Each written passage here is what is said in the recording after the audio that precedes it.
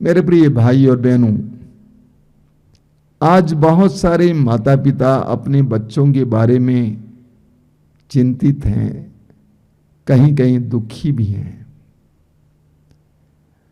बच्चों के चाल चलन से बहुत सारे माता पिता बहुत ज्यादा दुखी हैं और पीड़ित हैं। कई ऐसी माताओं को मैंने देखा है कि जो बिलख रही हैं, रो रही हैं अपने बच्चों के कारण। यह एक सच्चाई है कि आज का माहौल, आज की परिस्थिति युवक युवतियों और हमारे किशोरों को बर्बाद करती है। गलत संगति बहुत सारे युवक युवतियों को और किशोरों को बर्बाद करती है, एक सच्चाई है। लेकिन एक और सच्चाई है, वो सच्चाई है कि ये सारे बच्चे हमारे ही उपज हैं। ये सारे बच्चे हमारे ही परिवारों से आते हैं। इसलिए जब हम अपने बच्चों के बारे में चिंतित और परेशान हैं, तो इसके साथ साथ ये एक आह्वान है कि हम अपने परिवारों के बारे में मनन करें, अपने पति पत्नी के रिश्ते के बारे में मनन करें, अपने माँ बाप या माता पिता होने की हमारी भूमिका के बारे में मनन चिंतन करें। कुछ दिन पहले आश्रम में दंपतियों की साधना चल रही थी और उस समय प्रभु ने मुझे एक प्रेरणा दी कि तुम इस विषय पर बोलो, जिम्मेदार माँ बाप। जिम्मेदार माँ बाप। मैंने कहा कि परिस्थिति बहुत प्रतिकूल है, इसके बावजूद कैसे माँ बाप अपने बच्चों के प्रति जिम्मेदार हो सकते हैं। सबसे पहली बात यह है कि विवाह का उद्देश्य क्या है, यह जानना जरूरी है। विवाह के मुख्यतः दो उद्देश्य हैं। पहला उद्देश्य है पति पत्नी का एक दूसरे के लिए सहारा बनना, एक दूसरे का पूरक बनना, एक दूसरे का सहयोगी बनना। ये पहला उद्देश्य है। क्योंकि मनुष्य अपने में कमजोर है, दुर्बल है।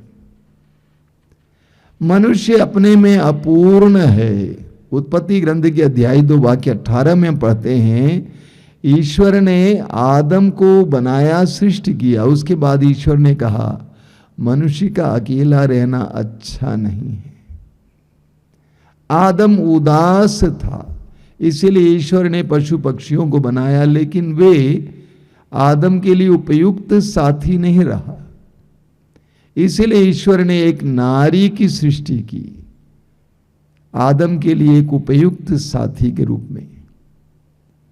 तो विवाह का पहला उद्देश्य है एक दूसरे के लिए सहयोगी बनना, एक दूसरे का सहारा बनना। मैं ऐसे कई दंपतियों को जानता हूं जिनकी संतान नहीं है, लेकिन तब भी वे एक दूसरे के पूरक और सहयोगी बनकर सुंदर सा जीवन जीते हैं। साथ ही साथ वे कई बच्चों को की भी परवरिश करते हैं, उनकी भी देखभाल करते हैं, उनकी मदद करते हैं। हम पढ़ेंगे सामुएल के पहले ग्रंथ के अध्याय 1 में कि सामुएल की मां का नाम था हन्ना, सामुएल के पिता का नाम था एल्काना। एल्काना की 2 पत्नियां थी, एक थी पेनिना और दूसरी थी हन्ना। पेनिना की कई संतान थी, लेकिन हन्ना की कोई संतान नहीं थी, इसलिए वह हमेशा दुखी रहती थी, उदास रहती थी। हम पढ़ेंगे सामुएल के पहले ग्रंथ के अध्याय 1 वाक्य 8 में, सामुएल के पिता उनकी मां हन्ना से कहते हैं कि तुम क्यों उदास हो, क्या मैं तुम्हारे लिए 10 पुत्रों के बराबर नहीं हूं। तो ऐसे बहुत सारे परिवार इस दुनिया में हैं जहां पर दंपतियों की संतान नहीं है, लेकिन इसके बावजूद वे एक दूसरे के पूरक और सहयोगी बनकर बड़े आराम से खुशी के साथ जीवन जीते हैं और बहुत सारे बच्चों के सहारे बनते हैं। तो पहला उद्देश्य है कि एक दूसरे का पूरक बनना, सहयोगी बनना। दूसरा उद्देश्य है संतानोत्पत्ति। ईश्वर ने हमें प्रजनन की शक्ति प्रदान की है, संतान उत्पन्न करना, लेकिन संतान ईश्वर का वरदान है। हम पढ़ेंगे स्तोत्र 127 उसके वाक्य 3 में लिखा हुआ है, पुत्र प्रभु द्वारा दी हुई विरासत है। पुत्र प्रभु द्वारा दी हुई विरासत है, संतति प्रभु द्वारा प्रदत्त पारितोषिक है। बच्चे ईश्वर के द्वारा दिए गए तोहफे हैं। सृष्टिकर्ता ईश्वर है, हालांकि हमें प्रजनन की शक्ति प्रदान की है, सृष्टि करने की शक्ति प्रदान की है, लेकिन संतान ईश्वर का वरदान है। यही कारण है बच्चों की हत्या करना, भ्रूण हत्या करना अपराध है, पाप है। इस दुनिया में कितने लोग हैं जो एक संतान के लिए तरसते हैं, कितने दंपति हैं जिनकी संतान नहीं है। तो क्या करना चाहिए? सबसे पहले प्रभु से प्रार्थना करें। मैं इस आश्रम में सैकड़ों ऐसे दंपतियों को जानता हूं जिनकी संतान नहीं थी, लेकिन प्रार्थना के द्वारा प्रभु से एक संतान मिली। बड़ी रोचक बात है, ईश्वर ने इब्राहिम को बुलाया और इब्राहिम की कोई संतान नहीं थी। 100 साल की उम्र में इब्राहिम को एक संतान मिली, इसहाक। और रोचक बात यह भी है कि इसहाक की भी कोई संतान नहीं थी। इसहाक की भी कोई संतान नहीं थी, तो किसने प्रार्थना की? इसहाक ने प्रार्थना की अपनी पत्नी के लिए, एक संतान के लिए। पति ने प्रार्थना की। हमारे देश में तो बहुत सारे पति अपनी पत्नियों को त्याग देते हैं कहकर कि ये बच्चा उत्पन्न नहीं करती है, लेकिन इसहाक ने अपनी पत्नी के लिए प्रार्थना की। वचन में हम पढ़ते हैं उत्पत्ति ग्रंथ के अध्याय 25 वाक्य 27 में कि इसहाक ने अपनी पत्नी के लिए प्रार्थना की। लूकस के समाचार के अध्याय 1 में हम पढ़ते हैं कि जकरिया बुढ़ापे में, जकरिया की पत्नी का नाम था एलिजबेथ, एलिजबेथ की संतान नहीं थी, और जकरिया ने अपनी पत्नी के लिए प्रार्थना की। स्वर्गदूत प्रकट होता है और कहता है कि आपकी प्रार्थना सुनी गई। क्यों पतियों को संतान के लिए प्रार्थना करनी चाहिए? कारण यह है क्योंकि पत्नियां बहुत दुखी हैं। लोग उन्हें बांझ कहते हैं। अभी 2 दिन पहले एक दंपति मेरे पास आए,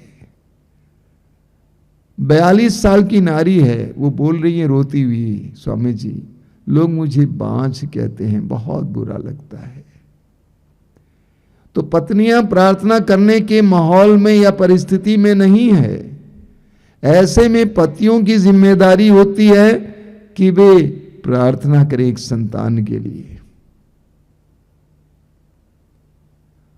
तो विवाह का दूसरा उद्देश्य है संतानोत्पत्ति, लेकिन कैसी संतान? कैसी संतान? मलाकी के ग्रंथ के अध्याय 2 वाक्य 15 में हम पढ़ेंगे। मलाकी का ग्रंथ अध्याय 2 वाक्य 15 में प्रभु कहते हैं, क्या उसने उन्हें एक नहीं बनाया, यानी दंपति को, एक तन एक प्राण, और उस एक प्राणी से वह क्या चाहता है? धर्मी संतति। एक विश्वासी या एक मसीही दंपति के संतान कैसी होनी चाहिए? धर्मी संतति। सिर्फ संतान होना नहीं, बल्कि धर्मी संतति। धर्मी संतति हम पढ़ेंगे प्रवक्ता ग्रंथ के अध्याय 16 में, उसके वाक्य 1 से 4 तक। अधर्मी पुत्रों के कारण आनंद मत बनाओ, अधर्मी पुत्रों के कारण आनंद मत बनाओ। यदि वे ईश्वर पर श्रद्धा नहीं रखते तो उनकी बढ़ती संख्या पर प्रसन्न मत हो। एक बार और पढ़ता हूं, अधर्मी पुत्रों के कारण आनंद मत मनाओ। यदि वे ईश्वर पर श्रद्धा नहीं रखते तो उनकी बढ़ती संख्या पर प्रसन्न मत हो। उनकी लंबी आयु का भरोसा मत रखो और उनकी संख्या पर निर्भर मत रहो। 1000 अधर्मी पुत्रों की अपेक्षा एक भक्त पुत्र अच्छा है। 1000 अधर्मी पुत्रों की अपेक्षा एक भक्त पुत्र अच्छा है, अधर्मी पुत्रों की अपेक्षा निसंतान मरना अच्छा है। कितना शक्तिशाली वचन है। प्रभु कहते हैं, प्रभु का वचन कहता है, अधर्मी पुत्रों की अपेक्षा निसंतान मरना अच्छा है। तो कैसी संतान होनी चाहिए? धर्मी संतति, धर्मी संतति। यही हर विश्वासी या मसीही दंपति का फल होना चाहिए, धर्मी संतति। विवाह में जो कृपा पति पत्नी को मिली है, उस कृपा को अपने बच्चों को बांटना या देना पति पत्नी की जिम्मेदारी है। उनको धर्मी बनाना पति पत्नी की जिम्मेदारी है। इस सिलसिले में मैं ये कहना चाहता हूं कि हर दंपति को जिम्मेदार दंपति बनने हैं, जिम्मेदार मां बाप। जब एक बच्चा मिल चुका है तो पति पत्नी की भूमिका बदल जाती है। अभी आप पति पत्नी नहीं रहे, बल्कि अभी आप मां बाप बने। आप पति पत्नी नहीं है, मां बाप हैं। मां बाप बनने के बाद झगड़ा, तलाक इत्यादि के बारे में सोचा नहीं जा सकता है। उन सारी बातों का असर सीधे बच्चों पर पड़ता है। शायद मैंने कई बार आपसे कहा है, विवाह एक संस्कार है और उस संस्कार को जीना आसान नहीं है, कठिन है। दाम्पत्य जीवन जीना, पारिवारिक जीवन जीना, पति पत्नी का जीवन जीना, मां बाप का जीवन जीना आसान नहीं है, बहुत कठिन है। पति पत्नी की भूमिका बदल जाती है बच्चे आने के बाद, मां बाप बन जाते हैं। और मैं आजकल एक और बात कहता हूं कि मां बाप की भूमिका आज और ज्यादा बदल गई है। लोग सोचते थे बच्चों को खिलाएंगे पिलाएंगे, बड़ा करेंगे, शादी करा देंगे, उसके बाद जिम्मेदारी समाप्त हो गई, चलो। बिल्कुल नहीं। आप नहीं जानते किस दिन वो वापस लौट आएगी। मरने तक मां बाप की जिम्मेदारी निभाना है।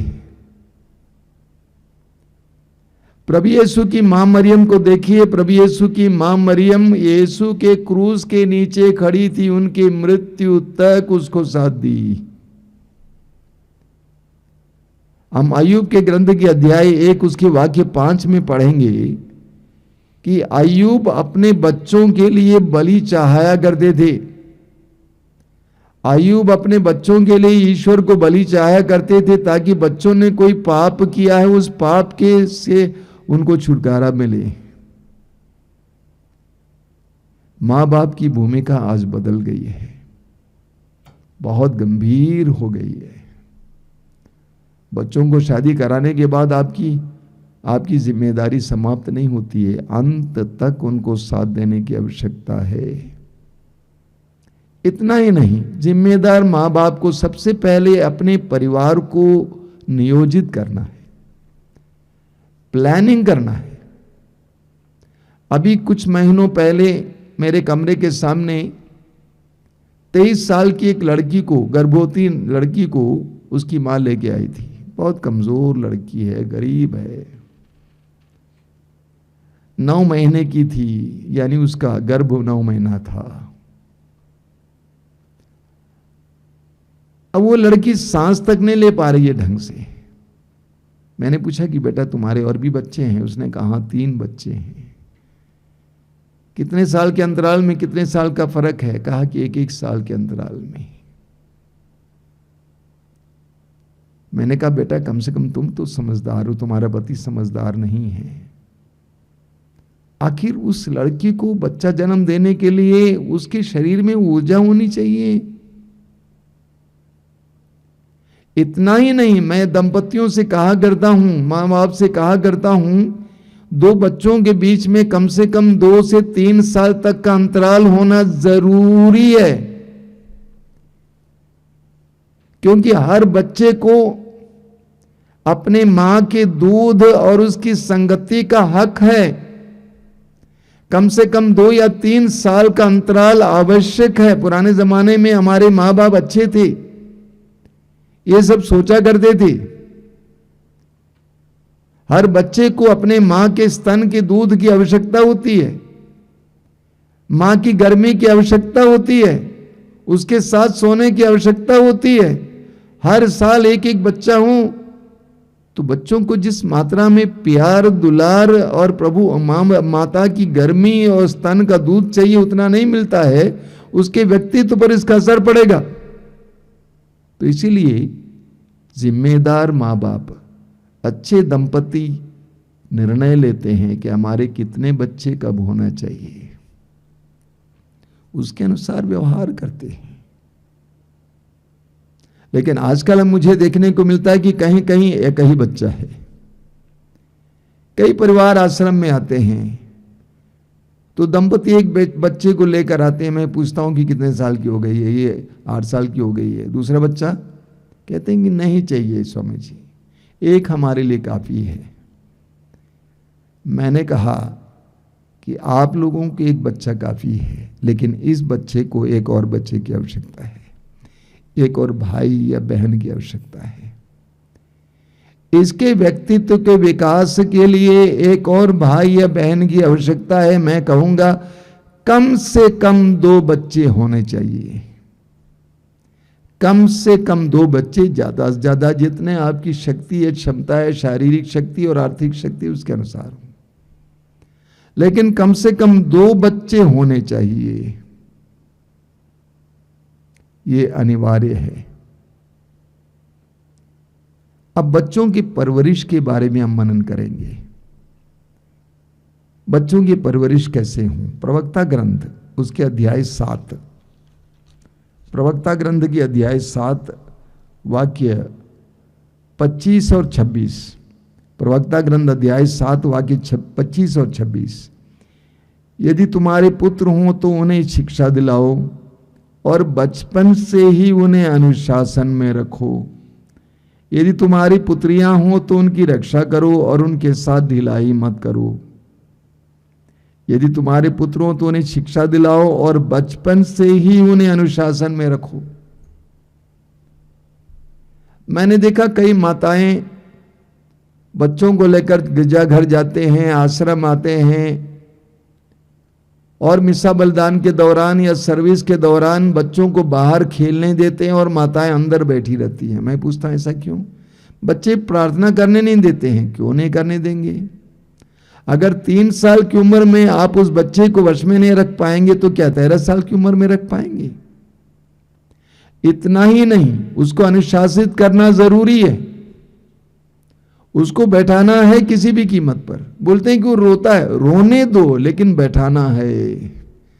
अगर उसके रोने के कारण उसकी बात को आज आप मान लेंगे, कल वो फिर रोएगा अपनी बात को मनवाने के लिए। मैं माताओं को एक सरल बात बताता हूं, अगर बच्चा प्रार्थना के दौरान रोता है, चिल्लाता है, बदमाशी करता है तो क्या करना होगा? बाहर जाएंगे, आप दुकान जाएंगे, अच्छी खासी कोई चीज खरीदेंगे, मिठाई खरीदेंगे, सारे बच्चों को देंगे, उसको नहीं देंगे। बोलेंगे तुम क्यों चिल्ला रहे थे, तुम क्यों रो रहे थे? उस समय से बच्चा शांत होना सीखेगा।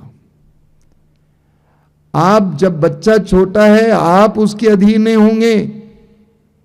वचन में लिखा हुआ है कि माताओं को बच्चों पर अधिकार दिया गया है। वचन में लिखा हुआ है बचपन से ही अनुशासन में रखो।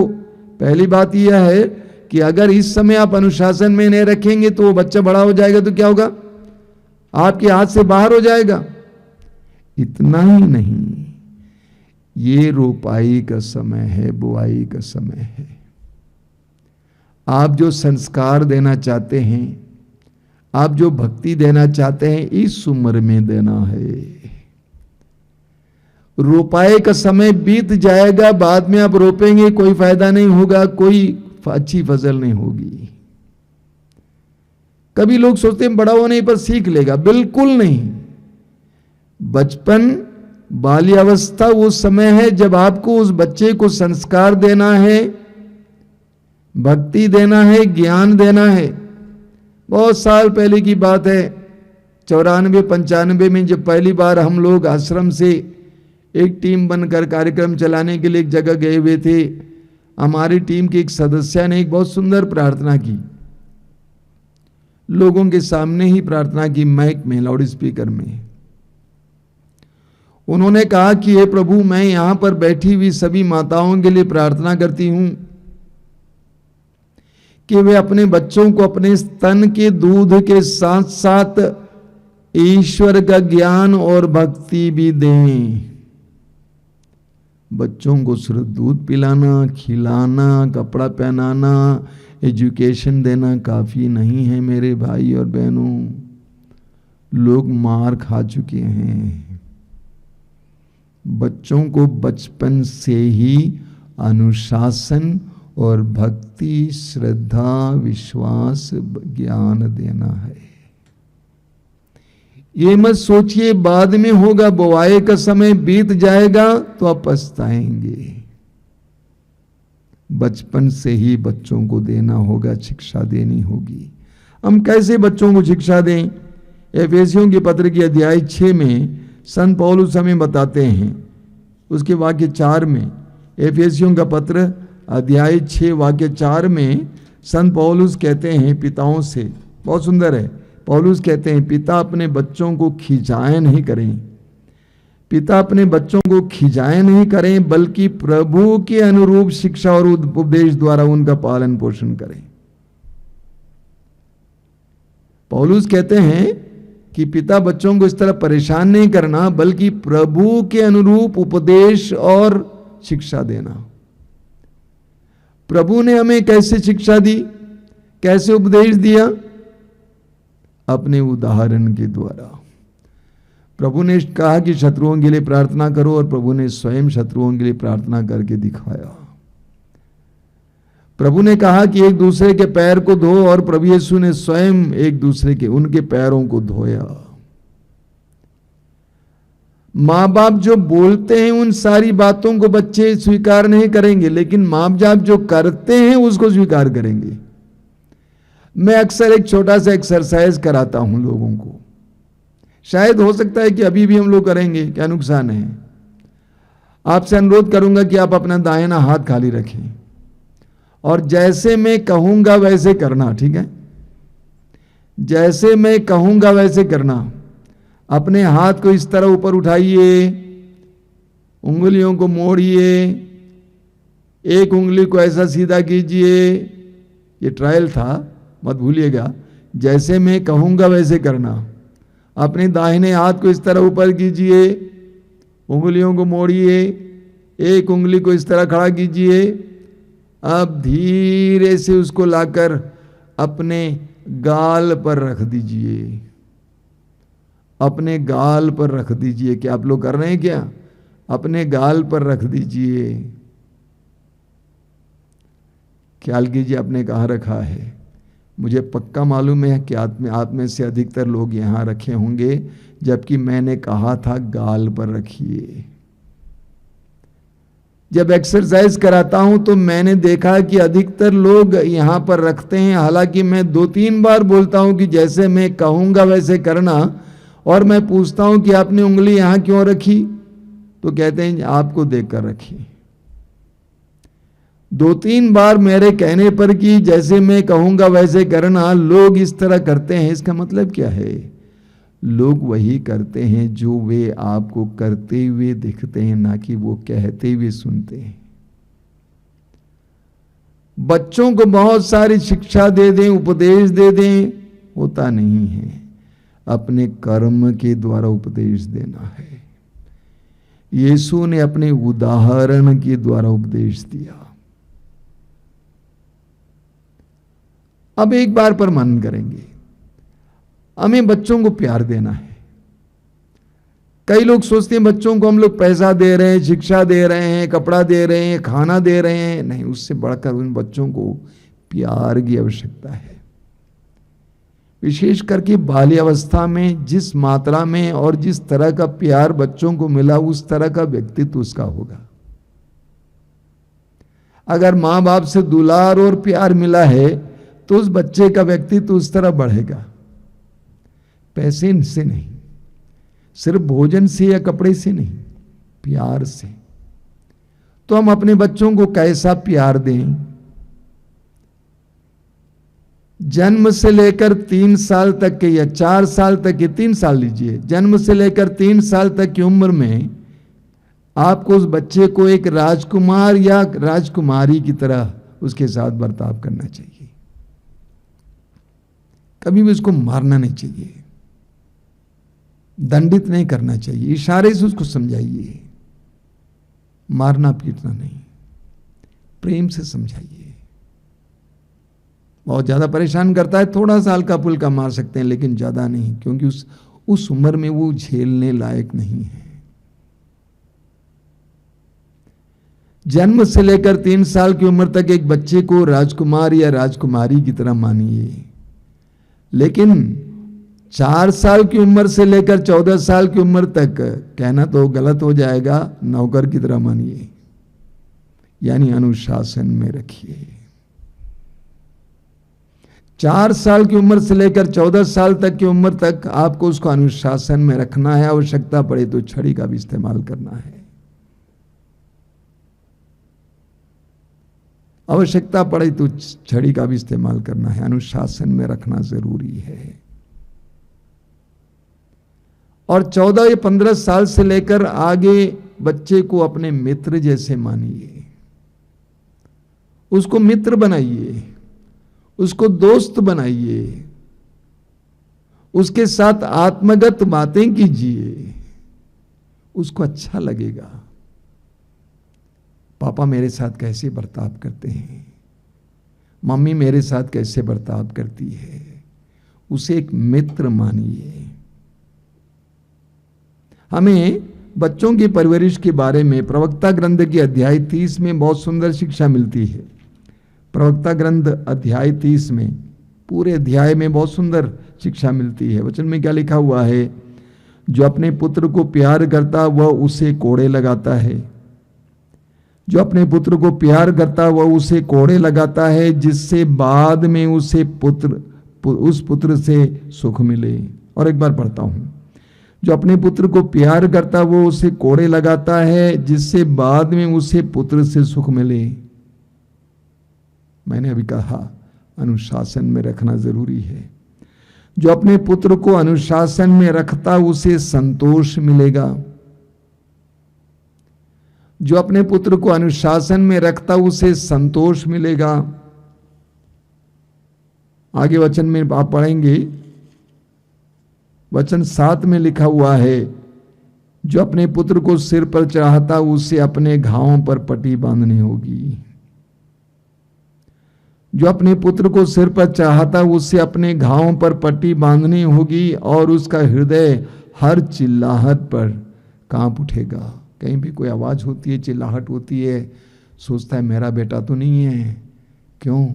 बेटा मेरे वश में नहीं है। और एक बार सुनिए वचन को, जो अपने पुत्र को सिर पर चढ़ाता है उसे अपने घावों पर पट्टी बांधनी होगी, और उसका हृदय हर चिल्लाहट पर कांप उठेगा। वाक्य 8, जो घोड़ा पालतू ने बनाया गया वह वश में नहीं रहता, यदि पुत्र भी स्वच्छंद छोड़ा गया तो उद्दंड बन जाता है। जो घोड़ा पालतू ने बनाया गया वो वश में नहीं रहता, यदि पुत्र भी स्वच्छंद छोड़ा गया तो उद्दंड बन जाता है। मैंने देखा कई परिवारों में बेटों के प्रति बहुत ज्यादा प्यार है, विशेष करके माताएं इतनी ज्यादा दुलार देती हैं कि कुछ भी मांगता देने को तैयार होता है।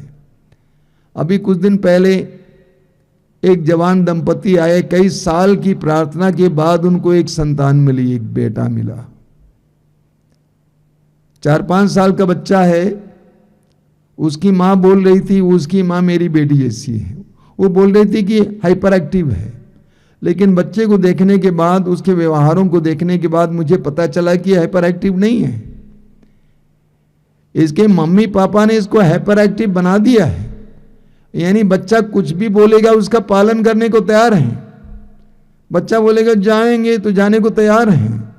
तो इस तरह बच्चे को हाइपर एक्टिव बनाया गया है। मैंने कहा तुम लोगों ने बनाया है, ये हाइपर एक्टिव नहीं है, इसके व्यवहार से मुझे बिल्कुल पता नहीं चलता है। कई बच्चे जन्म से हाइपर एक्टिव होते हैं, लेकिन यह बनाए गए हैं। वचन में लिखा हुआ है, जो घोड़ा पालतू नहीं बनाया गया वो वश में नहीं रहता, यदि पुत्र भी स्वच्छंद छोड़ा गया तो वो दंड बन जाता है, बाद में रोना पड़ेगा, बाद में रोना पड़ेगा। वाक्य 10 में लिखा हुआ, उसके साथ हंसी मजाक मत करो, नहीं तो तुम्हें दुख उठाना पड़ेगा और तुम अंत में उस पर दांत पीसते रह जाओगे।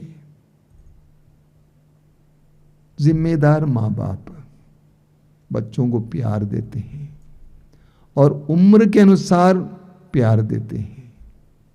जैसा कि मैंने कहा, हर उम्र में मनुष्य को अलग अलग प्रकार के प्यार की आवश्यकता है, मात्रा में प्यार की आवश्यकता वो दीजिए, लेकिन बच्चों को अनुशासन में भी रखिए।